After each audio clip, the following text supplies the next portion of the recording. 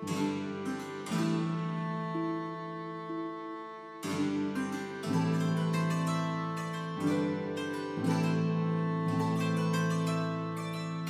event that Americans call the first Thanksgiving occurred in October of 1621, when the Pilgrims and Native Americans enjoyed their first harvest of the year.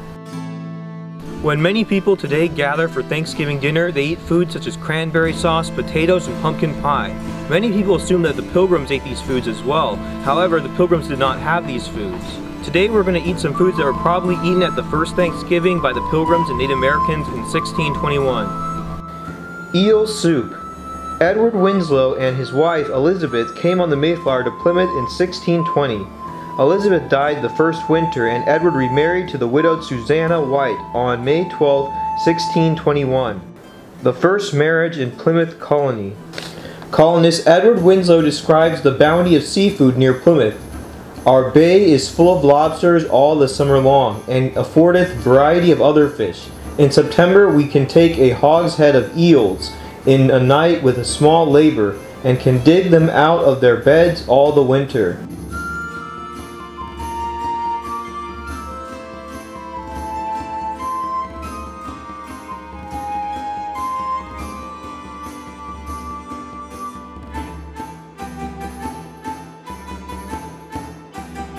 Native American moss jelly. Moss and lichen are found around the globe. With very few exceptions, all are edible, even if they aren't very tasty. Lichen, such as reindeer moss, was valuable to the northern Indian tribes, who depended on this food source for their winter survival. Caribou continue to this day. According to Native Harvest, American Indian Wild Foods and Recipes, this jelly is made by first gathering 2 cups of moss and wash. Next, place in a pot and cover with 2 cups of boiling water. Cover the pot and let stand for 3 hours. Stir, strain, and sweeten with maple syrup. Up to 1 pound of fresh wild berries may be added. Fruits indigenous to the region include blueberries, plums, grapes, gooseberries, raspberries, which the Native Americans ate and used as natural dye. Boiled duck with onions. Edward Winslow noted in his journal that the colony's governor, William Bradford, sent 4 men on a fowling mission. So today we're roasting duck.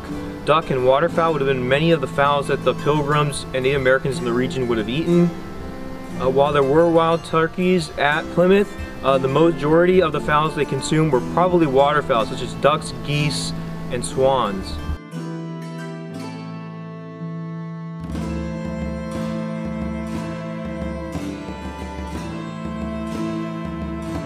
So this reindeer moss is very special reindeer moss. This is a sample we collected in North Carolina on the site where a Muchapunga village was located. When our grandfather was a kid, they actually had a Muchapunga pot. They had giant pots in the center of the village, and they found that in the farm. And so this is some reindeer moss that would have been used by the indigenous peoples historically.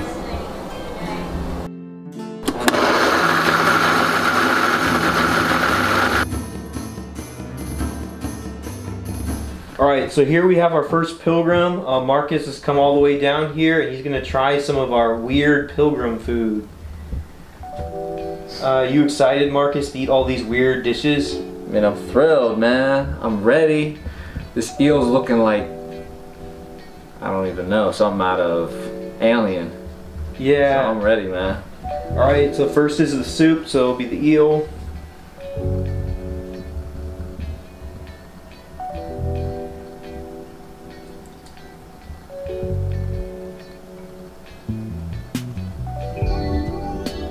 Try this out. Oh boy. This is what it was like back in 1862.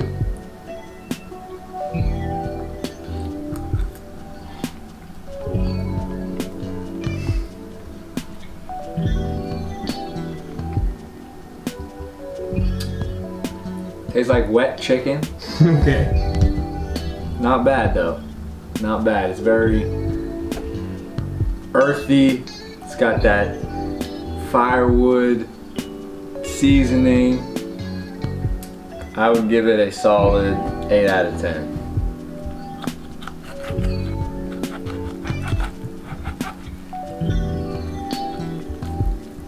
Straight off the spigot.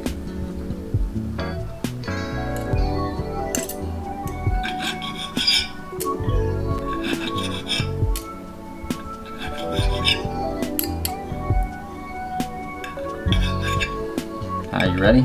Yep.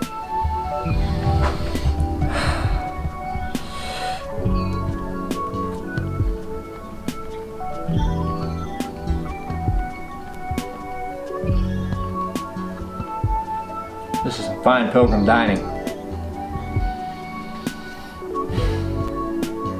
Now, if this was an 8, this got to go down to a 6. So this is now the 8.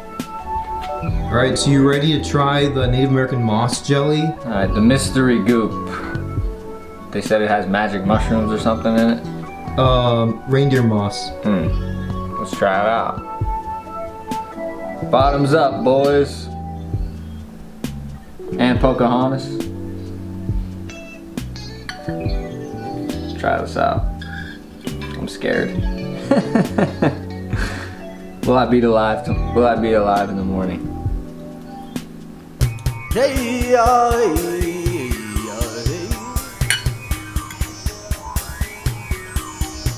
Oh god. This is like a burst of flavor. It does taste like a fruit roll-up. Yeah, it tastes exactly like a fruit roll-up, except you can taste the chunkiness of the moss.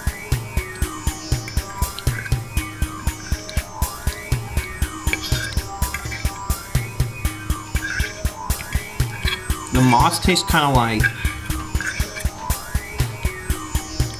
I don't know, some sort of fiber, like soft steel wool.